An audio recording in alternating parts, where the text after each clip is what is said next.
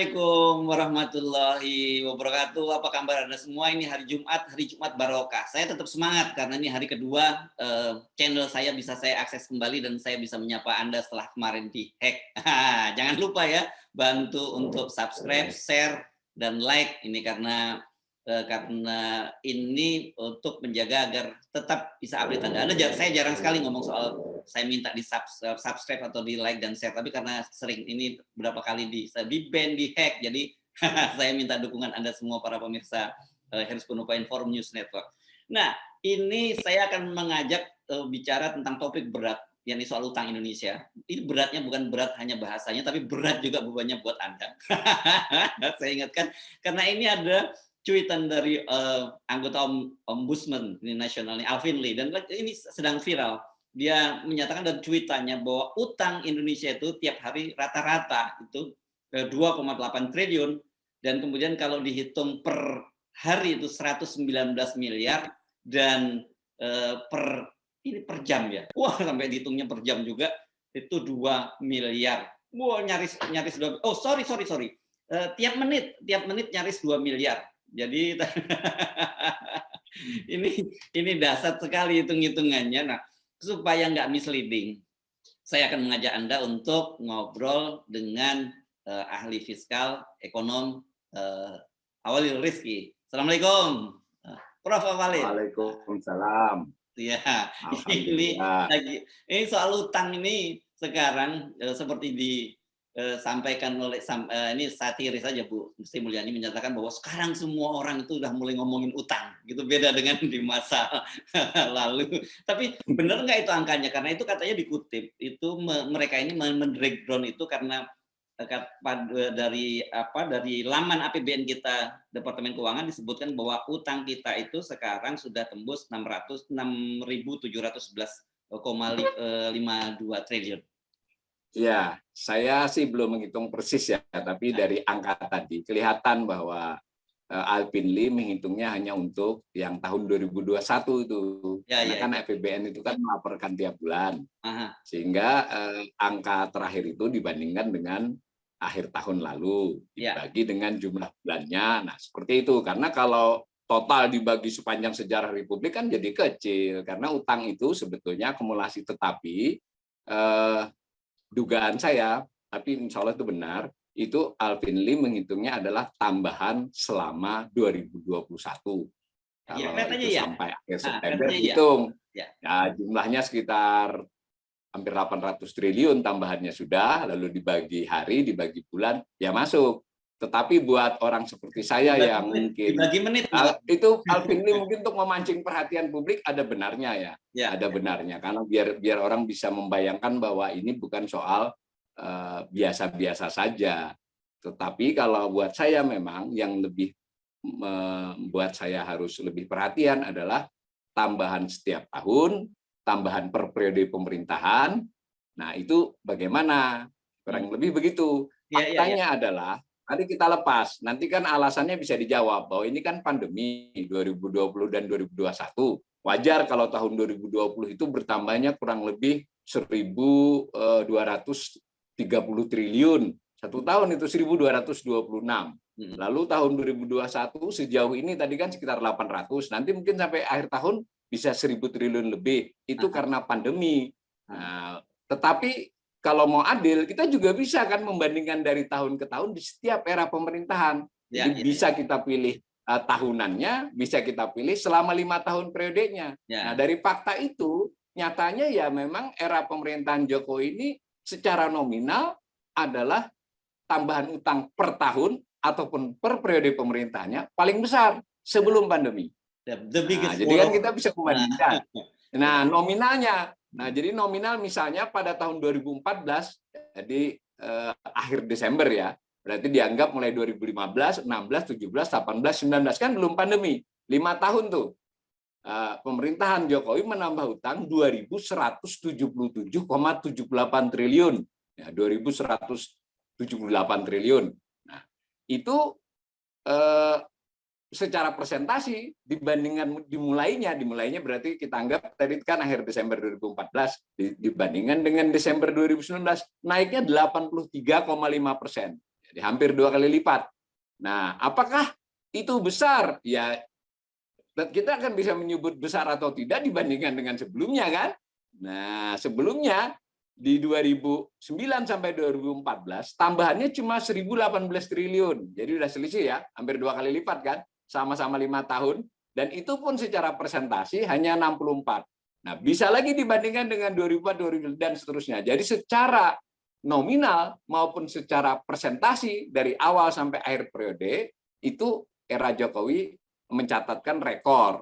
Nah, tadi kalau pandemi ya udahlah, pandemi itu tidak bisa menjadi argumentasi jadinya bahwa ini karena pandemi menambahi saja. Sebelumnya memang pemerintahan Jokowi tercatat paling berani lah berutang. Kalau saya pengawal fiskal mungkin mau mengatakan paling berani berutang. Ya. Gitu Mas Herfi, faktanya. Jadi nggak fair kalau kemudian semua sebabnya asbabnya itu karena pandemi. Nggak seperti itu fakta-faktanya. Ya, kalau saya berpendapat begitu, itu bisa dikatakan seandainya 2014 sampai 2019 itu setara itu artinya tidak harus sama persis. Misalnya persentasenya sama kan, otomatis kan karena naik bertambah. Itu seandainya setara dengan periode-periode sebelumnya, nah maka bisa pandemi ini dikatakan pengecualian. Tetapi nyatanya toh sebelum pandemi pun pemerintahan ini lebih berani berutang dibandingkan era pemerintahan sebelumnya. Ya. Saya menggunakan kata lebih berani, Mas Hersu. Itu katanya kata positif. Jadi mungkin lebih berani. Jokowi adalah pemberani dalam hal utang. Ya, ini positif. Yang pertama positif, belakangnya negatif. Oke. Nah, sebelum kita bedah datanya satu persatu dari periode, kita batasi sampai mana ya? Mau dari era ya, yang lebih fair itu sebetulnya 2004 karena 1999 sampai 2004 itu era pemulihan. Bukan karena kita memilih SBY lawan Jokowi, tapi secara ekonomi ya sama. Kalau mau pakai 99 tahun 2000 itu ya sama dengan pandemi, ada masalah di sana. Ya nggak apa-apa. Yang lebih fair dari 2004. Nah, tapi sebelum tapi nanti silakan ditayang data yang dari 99 boleh juga sama. Sebelum ke situ saya ingin minta klarifikasi dari Anda juga nih, sama-sama klarifikasi. Tadi Ombudsman saya minta klarifikasi, sekarang staf Menteri Keuangan klarifikasi. Dia menyatakan bahwa yang jangan hanya dilihat utangnya, apakah utang itu digunakan secara produktif atau tidak. Yang kedua katanya aset dari pemerintah itu sekarang sudah naik 2 kali lipat. Nah, ini kita perlu pencerahan ini karena kadang-kadang kita memang yang kayak gini-gini nggak paham dan bisa aja kita kena hoax dari pemerintah. Kemarin jangan lupa loh, staf khusus keuangan ini baru saja dituduh menyebar hoax ketika menyampaikan wawancara Pak Jokowi dengan Ibu Sri Mulyani katanya di G20 di Roma, padahal itu sebenarnya acara di Osaka. Nah, data yang di sini ini yang asetnya sampai sekarang 2 kali lipat itu hoax lagi apa enggak nih, Prof. Awalil? Sebenarnya fiskal itu buat yang biasa melihat, nggak harus ahli ya, biasa melihat angka-angkanya itu cukup dengan akal sehat loh Mas Hersu. Akal sehat dan informasi yang benar kan. Informasi yang benar dari mana? Ya dari laporan pemerintah sendiri, tetapi yang diaudit Badan Pemeriksa Keuangan. Nah, kita anggap itu sudah benar karena toh diaudit Badan Pemeriksa Keuangan, kemudian dilaporkan ke DPR, diumumkan ke publik. Kita anggap itu informasi yang benar. Kemudian tadi kita lalu melakukan pencermatan dengan akal sehat saja. Jadi kalau membandingkan tahun dengan tahun, satu periode dengan satu periode, presentasi dengan presentasi kan. Jadi umpama 100 menjadi 110 itu kan 10%. Nah, tetapi misalnya 150 jadi 160 sama-sama bertambah 10, tetapi presentasinya lebih kecil, kan begitu. Nah, sehingga kita hanya itu saja. Yang penting lalu ada data posisi utang tiap tahun. Disebut posisi utang per tahun itu biasanya adalah 31 Desember. Kecuali belum berakhir ya, kalau belum berakhir ya ada pernyataan. Jadi kalau membandingkan, kalau disebut tahun untuk kondisi utang, posisi itu jangan lupa pemirsa, itu adalah sisa utang. Jangan confuse, karena dulu pernah ada confuse itu. Sisa utang itu artinya sudah menghitung yang dibayari maupun utang baru. Jadi sisa utang lah, outstanding. Ya kalau keluarga itu ya sisa utang terakhir berapa? 31 Desember. Nah, kita membandingkan dari tahun ke tahun, maka dapat tambahan toh. Kalau akhir tahun 2020 dibandingkan akhir tahun 2019, berarti dapat tambahan utang selama tahun 2020. Itu satu dulu. Nah, kemudian yang kedua, kita bisa saja mengatakan, saya berutang tahun 2020 100 juta. Orang tua saya dulu ya berutang cuma 10 juta, tapi 50 tahun yang lalu belum tentu kan yang punya saya ini lebih besar. Maka cara pembandingnya dengan rasio. Rasio itu secara lazim dalam utang itu bisa dengan pendapatan nasional. Pendapatan nasional itu produk domestik bruto. Ya kalau tadi utang keluarga tadi ya waktu ayah saya berutang 10 juta, gajinya berapa ya toh? Sementara ketika kurang lebih begitu. Maka boleh juga kita membandingkan nominal lalu kemudian membandingkan rasio utang dengan PDB. Jadi benar ini pemerintah sering memakai rasio utang per PDB itu. Tetapi kan kita harus bandingkan beneran, jangan memilih tahun yang menguntungkan. Nah, yang ketiga bisa juga kita membandingkan rasio dengan pendapatan. PDB itu kan pendapatan seluruh Indonesia. Bandingkan juga dong dengan pendapatan si pemerintahnya sendiri. Itu bisa. Nah, maka termasuk tadi yang ditanyakan oleh Mas Hersu, saya tidak persis tahu apa maksudnya. Pernyataan Prasto saya baru baca di Tempo itu. Nah, saya lihat ya di dalam pernyataan itu saya lihat ya ada yang benar. Dalam konteks angka, dalam konteks jumlah asetnya, dalam konteks dia 2 kali lipat dari 5 tahun yang lampau asetnya. Tetapi, nah ini tetapinya, menurut saya dia lompat ketika menganggap aset itu bertambah karena utang seolah-olah loh ya. Sebetulnya dia juga tidak persis begitu, tapi pembaca kan menafsirkannya begitu. Kalau saya nggak salah, nggak tahu nih wartawan. Ini kok seolah-olah aset itu salah satu yang utama penyebab bertambahnya adalah utang.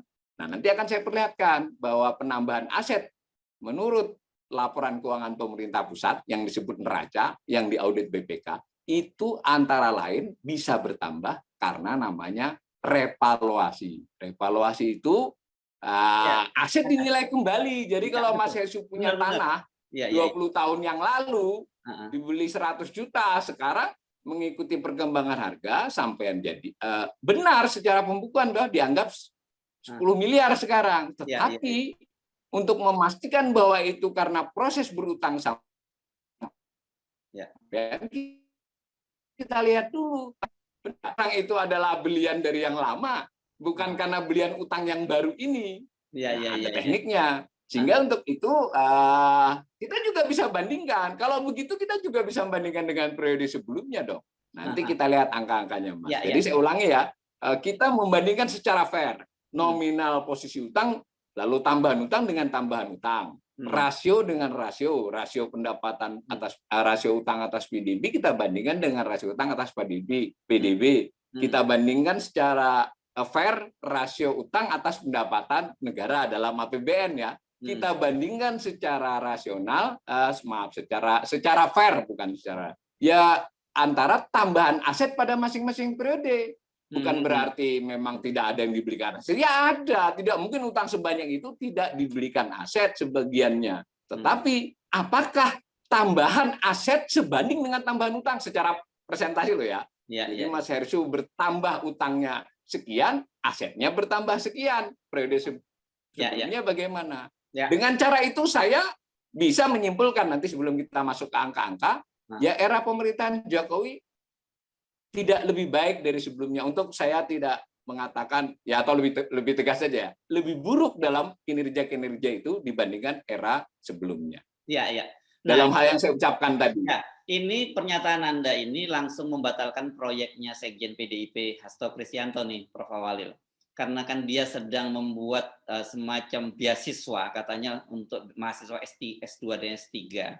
Sudah ada 53 orang yang mendaftar yang diminta untuk membandingkan kinerja pemerintahan SBY dengan Jokowi. Nah, ini saya membayangkan mahasiswa S2 S3-nya ini bagaimana kalau dikasih data yang mentah yang fair saja mereka akan kebingungan karena saya tahu pasti targetnya adalah menyimpulkan bahwa pemerintahan SBY lebih buruk dari pemerintahan dengan Jokowi. Mungkin tapi itu ada yang lebih baik, Pak.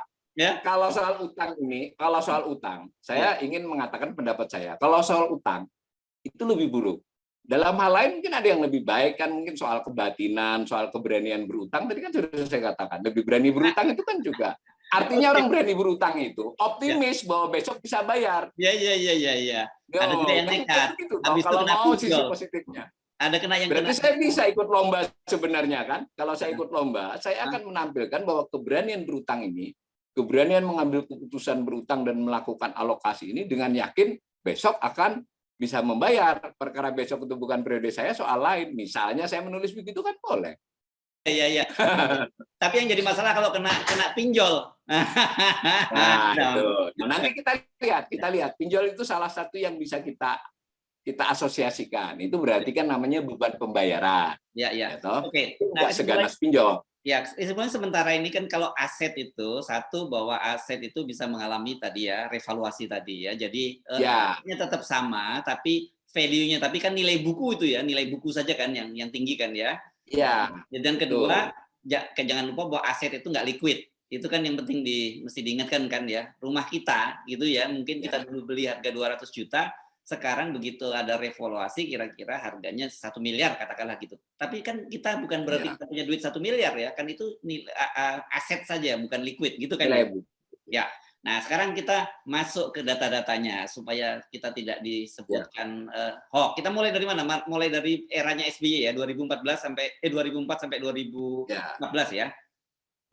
Ya, kita ini kan utangnya dulu aja. Ya, kronologi saja secara kronologi biar mudah bisa dipahami. Ya, jadi selama periode SBY yang pertama itu utang dari 1.299,5 triliun menjadi 1.590 triliun selama 5 tahun. Berarti naik sebanyak 22,4% di periode pertamanya. Lalu di periode keduanya memang lebih berani pemerintahan SBY ini berutang. Naik sebanyak 64% menjadi 2.608 triliun di akhir 2014. Nah, era pertama pemerintahan Jokowi itu dari 2.608 naik menjadi 4.786 triliun atau 83,5%. Berarti naik lebih berani lagi kan? Langsung ngegas. Kenaikan tambahan utangnya kan lebih berani lagi. Nah, di era pandemi itu baru 2 tahun, itu naiknya sudah tadi kira-kira kalau di akhir tahun nanti naiknya menjadi kurang lebih sekitar 2.300 triliun. Jadi banyak banget. Nah, tetapi tadi sudah saya katakan, bisa saja dijelaskan bahwa kan nilai uangnya berbeda. Nah, berarti kan itu maka dijawabnya dengan rasio, Mas. Nah, sebagaimana argumen pemerintah juga bahwa rasio utang, terutama waktu sebelum pandemi ya, dikatakan selalu dijaga di bawah 30%. Ketika pandemi yang dipakai angka 60%, tidak sampai 60% karena batas aman menurut undang-undang 60%. Tapi sebelum pandemi yang menyeruak angka 30%. Karena memang selalu dijaga di situ. Enggak masalah. Mari kita lihat selama periode pertama SBY 2004 sampai 2009 itu rasio ketika memulai 56,60% loh Mas Heru. Tahun 2004 ya. Itu berhasil diturunkan menjadi 28,37% atas PDB. Jadi banyak banget turunnya itu 28,23 separuh. Lalu kemudian 2009 sampai 2014 memang karena tadi seiring dengan terlalu lebih berani berutang, rasio turunnya mengecil, hanya sekitar 3,69%. Apa artinya? Artinya laju PDB, laju kenaikan PDB lebih cepat dari utang. Benar nggak? Karena pendapatan lebih cepat dari utang, pendapatan nasional ya, dibandingkan dengan berutang, maka rasionya turun. Kalau disederhanakan, rumah tangga itu berutangnya sih bertambah, tapi pendapatannya bertambah lebih cepat. Nah, di era pemerintahan Jokowi yang pertama, berbalik arah, utangnya tetap bertambah, pendapatan juga tetap bertambah, pendapatan nasional ya, PDB itu ya, tetapi utangnya naik lebih cepat. Akibatnya rasionya bertambah 5,55% sebelum pandemi. Nah, ketika pandemi, 1 tahun bertambah 8,5%. Nah, tahun ini akan bertambah lagi. Nah, itu masih belum seberapa dibandingkan dengan pendapatan negara. Saya tidak bosan-bosan mengingatkan pemirsa bahwa PDB itu penjumlahan dari produksi atau pendapatan ya pemerintah, masyarakat, lalu korporasi swasta, bahkan korporasi luar negeri sekian itu juga masuk PDB, karena PDB itu domestik artinya di wilayah Indonesia. Ya boleh dipakai, di internasional dipakai, tetapi harus dipakai juga mestinya satu indikator lain dibandingkan dengan pendapatan negara sendiri, pendapatan pemerintah. Nah, namanya rasio posisi utang dengan pendapatan negara. Nah, maka yang menarik adalah ketika 2004, awal pemerintahan Jokowi, saya sebut tahun itu berarti akhir tahun ya, Desember, itu 322,46. Kalau disederhanakan, utang sekitar 3,2 kali lipat dari pendapatan.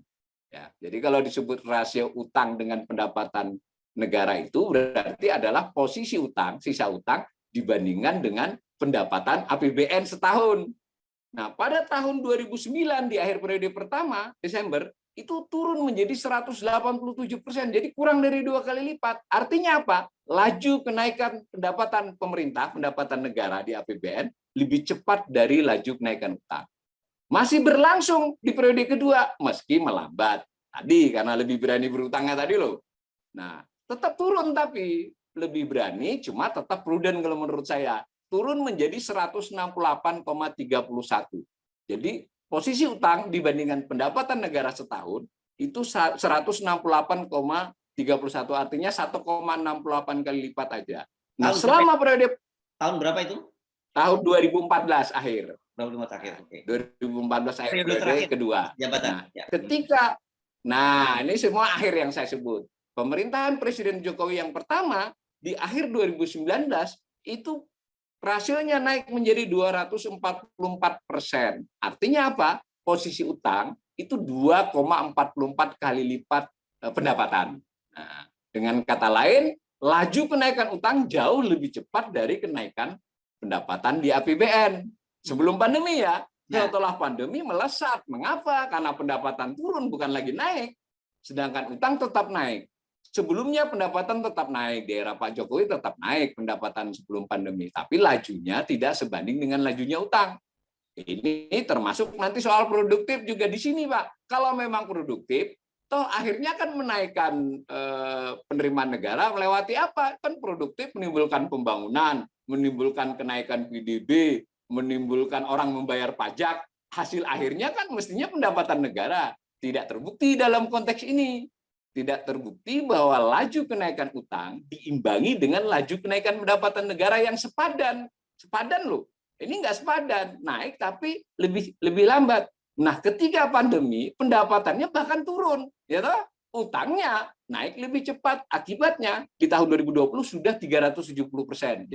Jadi 3,7 kali lipat. Dan perhitungan ini berdasarkan angka APBN yang terkini ya, tadi kayak APBN kita dan seterusnya tadi. Saya menduga di akhir tahun nanti memperkirakan itu sekitar 410, berarti 4 kali lipat. Jadi utang kita nanti di akhir tahun 4 kali lipat dari pendapatan sepanjang tahun 2021. Dan itu rekor sepanjang sejarah Republik. Ya, sebentar, saya sederhanakan. Kalau hitung-hitungan rumah tangga, kira-kira gitu. Kalau penghasilan kita 10 juta dengan tadi itu berani 400% tadi, berarti utang kita 40 juta gitu ya kira-kira gampangnya ya. Nah, hitungannya tapi setahun. Tidak pendapatan. Pinjol, ya, betul. Ini betul pinjol ini. Oke. Nah, tapi dulu kita pernah mengalami 300-an%, tetapi pada saat 2002, 2003 sekarang membalik lebih tinggi. Ya. Nah, tapi data-data ini kan berbahayanya begini, kan kita jelas bahwa bagaimanapun juga utang itu harus kita bayar. Ada utang yang jatuh tempo segala macam kan ya. Dan kalau hitung-hitungan kita sebagai rumah tangga biasa ya sebenarnya bangkrut orang kalau sudah sampai utang pendapatan 10 juta, utangnya 40 juta ini, dan bank yang memberi pinjaman juga bank yang ngawur, nggak boleh kan. Rasio pinjaman. Persoalannya kan kemarin Mahkamah Konstitusi sudah memutuskan bahwa pemerintah harus menyatakan pandemi itu kapan berakhirnya, akhir tahun 2021. Artinya kalau itu kan kita akan kembali lagi batasan rasio utang dari PDB tadi yang berdasarkan undang-undang kan, meskipun sampai 60% tadi. Tetapi kalau begitu undang-undang ini sekarang yang dipakai, Undang-Undang Nomor 2 Tahun 2020 karena kondisi darurat nggak boleh digunakan lagi. Dan kalau itu kan berarti bahaya sekali dong, Bung Awal. Ya, kalau untuk kasus utang, menurut saya nampaknya masih bisa tidak dilanggar, Pak. Karena batas utangnya itu kan 60%. Ya, ya. Sementara ini nanti sekitar 42-43. Oke. Itu Undang-undang ya. tetapi Undang-undang yang paling berbahaya buat pemerintah adalah batas defisit, Pak. Jadi beda. Ya, Defisit defisit itu berarti kira-kira tambahan utang per tahunnya. Ya kan, kalau yang ini mengakibatkan akumulasi utangnya. Jadi dari sisi itu saya sih tidak terlalu mempermasalahkan batas itu. Yang saya permasalahkan realnya, Pak. Itu kan batas aturan itu. Kenapa? Karena berdasarkan pengalaman yang lalu, kita itu belum 60% ketika sebelum krisis. Jadi 96 kita masih 24,22% rasionya, Pak. 1996 loh. Jadi kan hanya butuh setahun setengah itu kita krisis. Dan ketika krisis 98 masih 61,74%. Jadi di akhir tahun loh ya. Jadi di pertengahan tahun kan belum 60% tuh pas krisis itu. Di 97 itu kira-kira 34-35 tidak ada angka resmi. Tetapi angka resmi 96, 24,22%. Di 97 itu hanya di kisaran 35-40. Nah, artinya batas 60% itu kan bukan batas sinyal bahwa itu aman, karena dia bukan pertanda itu. Setelah 60% itu setelah 98, lalu 99, 82,85%. Maka kalau berdasarkan itu, sinyal itu sudah ada sekarang bahwa ini rawan. Nah, sehingga saya anggap saja oke, itu tidak usah diperdebatkan terlalu jauh. Yang menurut saya lebih serius adalah dengan utang seperti itu kita akan mampu membayar atau tidak, kan itu lebih serius daripada batas. Jadi membayar utang itu satu-satunya jalan adalah, kalau membayar yang benar ya, adalah dengan pendapatan. Memang ada sumber lain dengan utang baru, Mas, jangan lupa.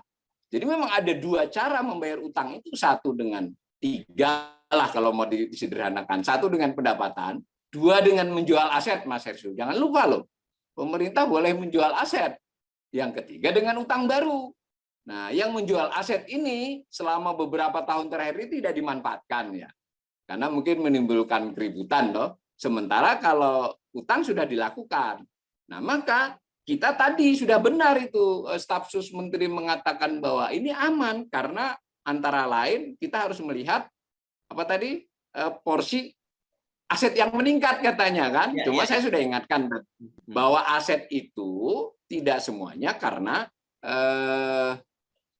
tambahan aset betulan, bukan karena tambahan real saja, tetapi tambahan value-nya. Dan value itu menyangkut aset-aset sebelum utang yang kini dilakukan. Jadi aset di era pemerintahan SBY kan bisa ikut naik. Dan dari fakta laporan, biar tidak dikatakan hoax ya, itu nanti mudah-mudahan ditayang Mas Hersu slide saya itu, bahwa yang mengakibatkan kenaikan aset yang utama adalah tanah. Nah kan, tanah kalau secara umum bisa dikatakan karena itu NJOP yang dipakai ya tadi kan mau aturannya bagaimana NJOP tersebut. Lalu kalau disebut pasar, tadi apakah memang kita ada niat menjual tanah-tanah tersebut? Beda loh dengan rumah tangga atau perusahaan, masih mungkin kan? Nah, ada jenis aset lain, Mas Hersu, yang mengakibatkan juga aset itu naik, yaitu namanya investasi jangka panjang pemerintah.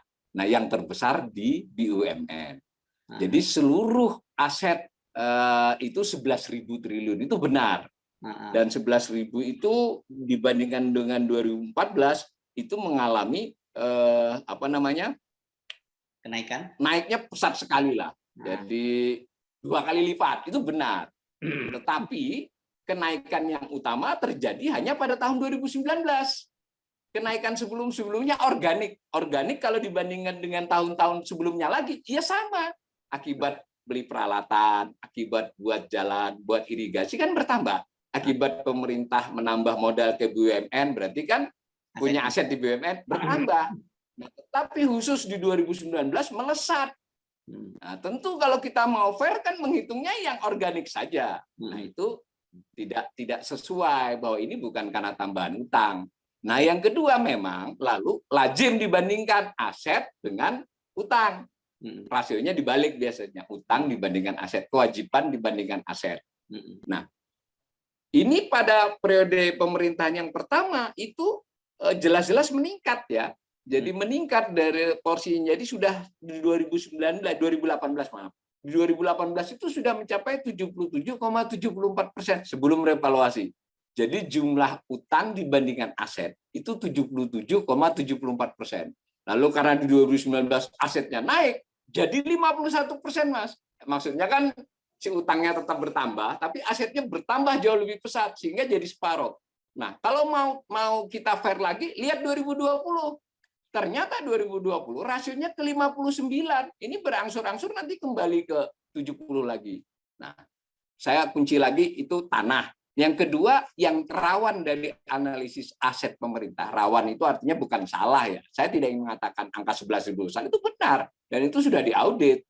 Tetapi saya ingin cara membacanya harus hati-hati. Bahwa kenaikan itu tidak benar oleh karena utang. Ada karena utang, tapi karena utang itu betul-betul organik seperti sebelum-sebelumnya saja. Untuk tidak mengatakan mungkin lebih rendah. Nah, kemudian salah satu yang bertambah juga adalah penyertaan modal negara kepada investasi jangka panjang ya. Salah satunya kepada BUMN. Nilai investasi kepada BUMN itu kurang lebih per akhir 2020 itu kurang lebih sekitar 2.300 triliun, Mas. Jadi berarti pemerintah ini punya aset berbentuk saham-saham di BUMN. Nah, kita sudah dapat pengumuman. Misal Garuda mau dilego karena ekuitasnya negatif, bisa dipastikan pemerintah dapat 0 rupiah. Make sense nggak? Masuk akal nggak? Maka daftar Garuda itu akan hilang. Ya toh? Berarti mengurangi yang 2.300 tadi. Pertanyaannya, bagaimana kalau 10, 20 BUMN yang akan dilego? Kita tidak tahu prospeknya berikutnya. Begitu juga dengan jalan, infrastruktur jalan yang dicatat sebagai aset. Bagaimana nanti kalau aset itu dijual? Kalau tidak hanya pengelolaan yang dijual. Artinya, saya tidak ingin membuatnya menjadi terlalu radikal ya. Tetapi ingin mengendorkan bahwa tidak benar membandingkan ini dengan tambahan utang. Kalau mau fair saja, utang itu dipakai untuk apa? Atau tambahan asetnya dipresisikan. Nah, maka saya menawarkan, kalau begitu jangan hanya lihat duitnya, karena duit itu tadi itu kan. Mari kita lihat jalan kilometernya saja bagaimana, kan lebih fair. Jadi jalan dilihat dengan panjangnya jalan kilometer, kan lebih fair. Masing-masing periode itu bertapa, Mas. Ini contoh untuk semua hal lain ya, mau irigasi, mau bandara, mau pelabuhan, ya mau tadi BUMN. Nah, kita akan terkejut melihat bahwa ternyata pertambahan jalan negara dalam hal ini, tapi umpamanya jalan provinsi dan jalan kabupaten kita dipakai juga. Kenapa? Karena kan pemerintah melakukan transfer ke daerah dan dana desa. Anggap itu juga mendorong infrastruktur fisik. Kita gabungkan saja. Apa yang terjadi memang betul selama era pemerintahan Presiden Jokowi itu memang bertambah jalan. Tetapi kalau tahunnya ditarik dari tahun 99, dari 2009 ke 2014 itu pertambahannya lebih rendah dibandingkan dari 2009 ke 2014. Angkanya itu nanti dilihat di slide. Karena dihitung. Jadi ya saya tidak tahu. Memang ini tidak termasuk jalan tol ya. Ini tidak termasuk jalan tol. Tetapi jalan tol juga bisa kita lakukan nilainya. Dan dengan informasi bahwa sebagian akan dijual, maka tidak bisa ditaruh di sini. Tapi di dalam aset tadi ada. Jadi sederhananya saya tidak ingin mengatakan juga bahwa utang yang dilakukan oleh sementara pemerintahan Presiden Jokowi ini tidak dibelikan aset. Dibelikan, ya toh? Dilakukan pembangunan infrastruktur, iya. Tetapi nilainya tidak sedramatis yang dinarasikan. Itu menurut saya berdasarkan laporan keuangan pemerintah sendiri, bukan berdasarkan berita media. Saya tidak pakai berita media loh, Mas. Ini cuma, dan ini data jalan dari BPS, Badan Pusat Statistik. Kilometer jalan itu ada datanya. Nah, begitu juga kalau mau fair lagi, kan mau buat bandara ini demi untuk mengangkut penumpang dan barang. Kan jelas itu toh impact-nya. Nah, apakah dengan tambahan bandara, penumpang dan barang itu jauh bertambah lebih cepat? Ternyata tidak. Ya bertambah kadang turun seperti juga tahun-tahun sebelumnya. Nah, menariknya selama 5 tahun tambahannya lebih kecil. Sebelum pandemi ya, jangan bicara pandemi. Jadi 2014 ke 2019 itu keberangkatan dalam negeri dan keberangkatan luar negeri manusia ya, itu kenaikannya persentase otomatis. Kalau jumlah orangnya bertambah dong, karena itu wajar. Itu dibandingkan dengan periode sebelumnya. Maksudnya, kalau memang begitu, utang yang sebanyak itu dibangunkan untuk ini, andai benar bahwa utang itu dibangunkan untuk bandara, ya nggak produktif dong. Jangan-jangan tanpa ditambahi segitunya, ya numpangnya ya naiknya segini, ini umpama ya. Tentu hipotetis saya. Ini untuk menyangatkan juga, untuk membantah klaim bahwa bandara itu bukti dari utang produktif. Tidak bisa jadi bukti. Nah, begitu juga dengan, apalagi kalau barang. Bandaranya kemudian mangkrak, bandaranya bahkan diubah jadi bengkel. Nah, itu analisis kasus per kasus, bukan bagian saya. Itu bagiannya jurnalis lah. Kan bisa, tapi saya dapat angka makronya begitu. Itu terkait angka makro, Mas. Karena angka makro berarti kan jumlahnya tidak meningkat. Begitu juga dengan barang. Kalau misalnya barang itu, pelabuhan itu bertambah, kan tidak untuk pelabuhan itu sendiri.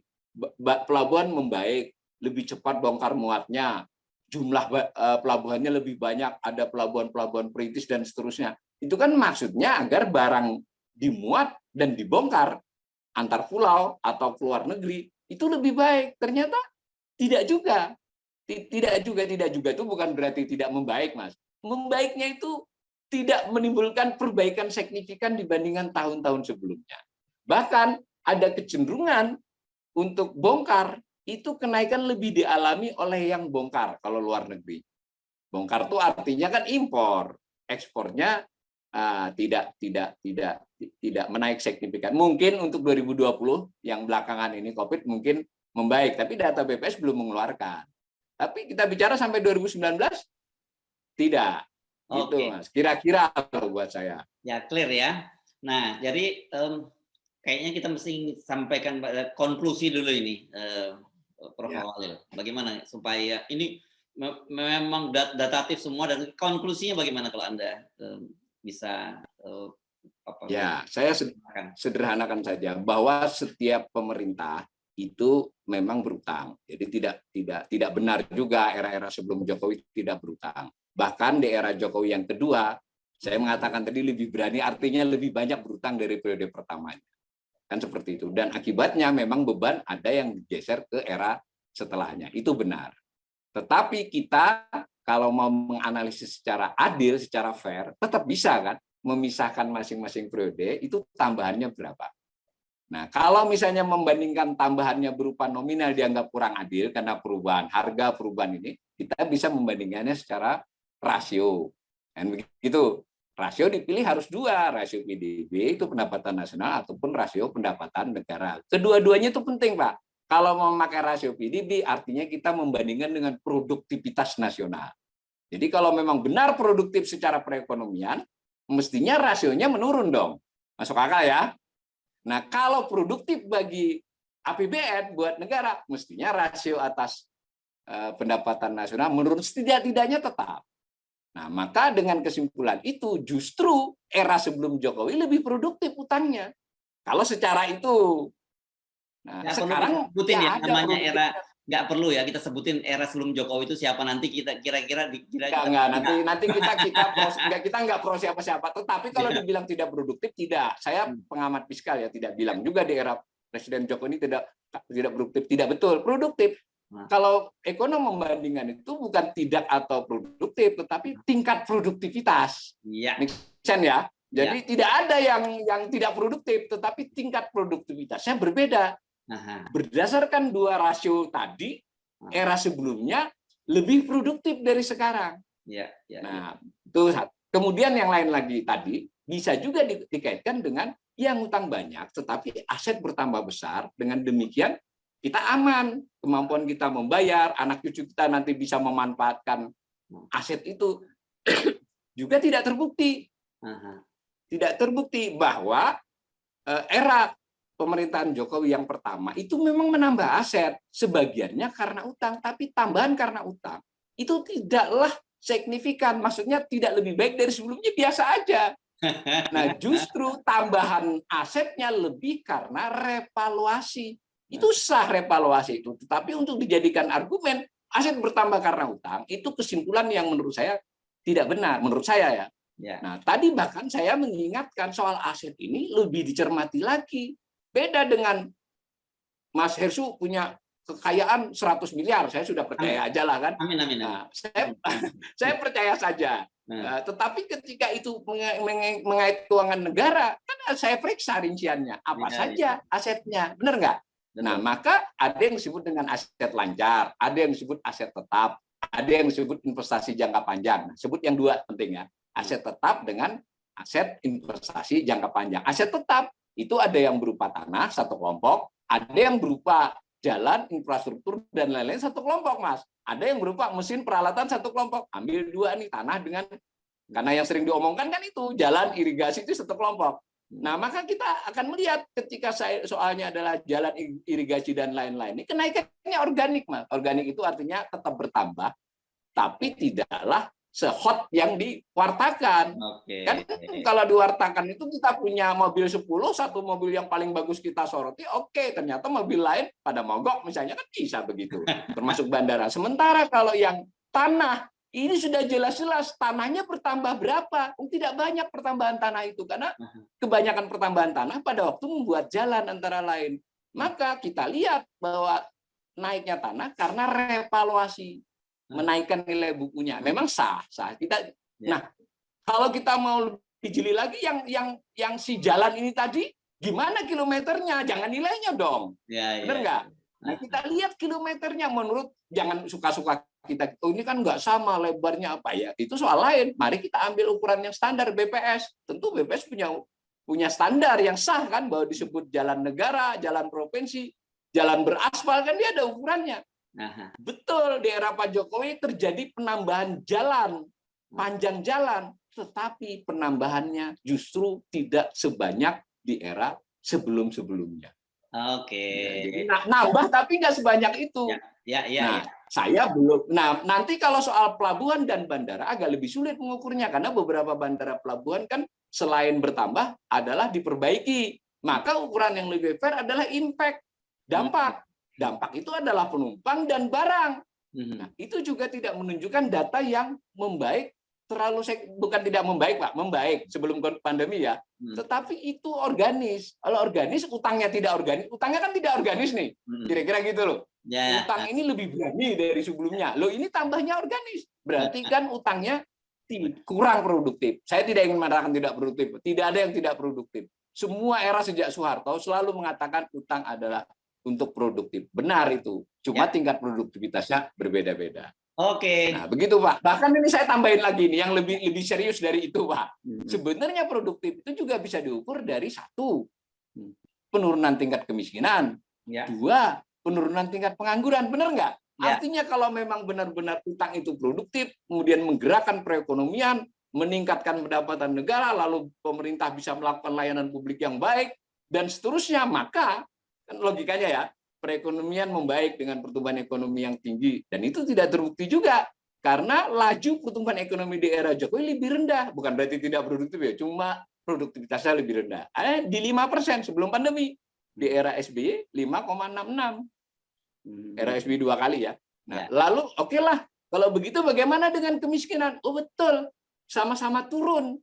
Tapi bahkan kami era Presiden Jokowi pertama kali sebelum pandemi mencapai level di bawah 2 digit, di bawah 10%. Itu kan momentum, Pak. Kalau sampean sebelumnya 10,2, tahun berikutnya 9,8, sampean yang di bawah 2 digit. Tapi ketika sampean turun dari 9 ke dari 12 ke 11, Anda nggak disebut ke 1 digit kan? Iya. Padahal Anda turunnya 1%. Jadi maka yang fair, lihat saja grafiknya. Apa yang terjadi di grafik itu? Tidak ada kehebohan dalam penurunan kemiskinan. Tidak ada. Biasa saja. Bahkan kalau saya boleh mengatakan nih, dari sisi presentasi lebih kuat di 2009 ke 2004 turunnya. Jadi 2009 itu 14,15%, 2014 itu 10,96%. Berarti kan kira-kira 3,5% turunnya persen loh ya. Sementara di akhir September 2019 itu 9,22. Jadi hanya 1,5 kan lebih landai. Nah, kalau dari sisi jumlah orang kan lebih parah lagi, Pak. Dan ketika pandemi, semuanya membalik lagi. Jumlah orang miskin di Maret 2021 hampir sama persis setara dengan September 2014. Tapi oke lah, itu pandemi, kita nggak usah pakai pandemi. Tapi intinya, saya ingin mengatakan tidak terbukti produktivitas utang terhadap pengurangan kemiskinan. Lalu oke, siapa tahu dengan itu ekonomi bergerak, maka pengangguran jauh membaik. Dan itu dinarasikan juga tingkat pengangguran.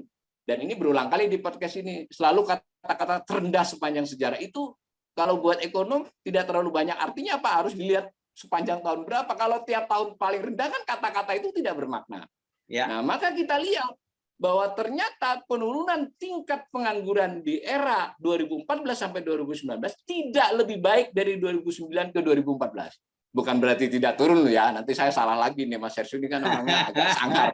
Turun pengangguran sebelum pandemi, tetapi laju penurunannya ya mohon maaf ya biasa saja, gitu loh, biasa. Apalagi jumlah, kalau jumlah lebih parah lagi kan, artinya juga tidak produktif, kurang lebih begitu, Mas. Kalau saya menilai utang, maka yang jadi masalah justru sudahlah, anggap saja kita menerima, karena itu keputusan fiskal pemerintah kan. Mereka lebih berani, buktinya SBY periode kedua juga biar kita adil nih, juga lebih berani kan dibandingkan periode pertamanya. Artinya ini utang ini memang sepenuhnya keputusan pemerintah dengan disetujui DPR loh, jangan lupa. Nah, kita hanya bisa mengevaluasi.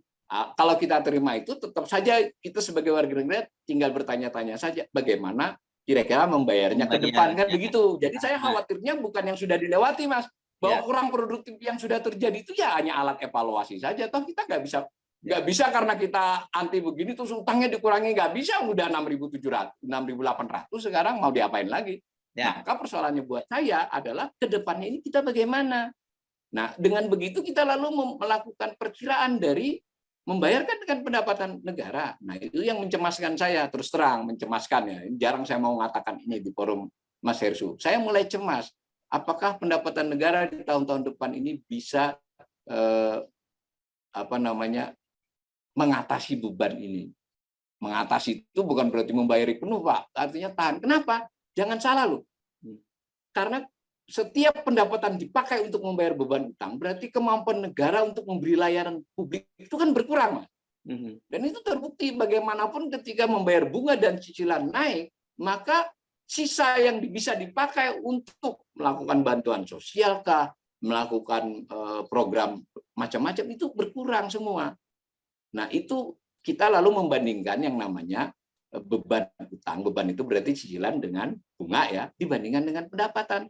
Tahun 2020 yang sudah berlalu kemarin itu 46,76%, Mas. Kita membayar 770,58 triliun bunga dan cicilan. Sementara pendapatan kita cuma 1.647. Nah, ini dibagi di persen 46,76%.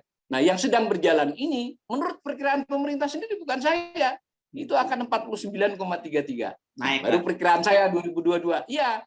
Perkiraan saya untuk 2022 itu akan 50,15 separuh. Jadi menaik. Nah, maka berarti kan sederhananya kita perlu utang baru untuk membayar utang ini. Nah, kalau begini kan kayak orang, ya seperti yang saya sudah katakan, sampai kapan? Karena idealnya itu, udah utang ini boleh bertambah, tapi pertambahan utang itu harus lebih rendah dari pertambahan pendapatan. Masuk akal nggak? Kita tidak mungkin, Mas. Secara rasional saya sebagai pengamat bisnis tidak mungkin. Ini utang segera dikurangi separuh dilunasi, itu tidak mungkin. Kalau mau, yang mungkin adalah ada rencana serius melakukan upaya mengelola utang lebih prudent dari sekarang. Jadi tambahan utang itu harus lebih rendah dari tambahan pendapatan. Maka mendekat toh. Kira-kira begitu. Ya, oke. Itu sudah menjadi ancaman buat kita. Yes. Saya kira clear, dan kalau kebetulan ini Anda peserta penulisan tesis dan disertasi yang dilakukan oleh PDIP untuk membandingkan kinerja Presiden Jokowi dengan Presiden SBY, tinggal ambil datanya, konsultasi dengan Profesor Awalil. Ini nggak perlu repot-repot, Anda risetnya, semua data sudah tersedia.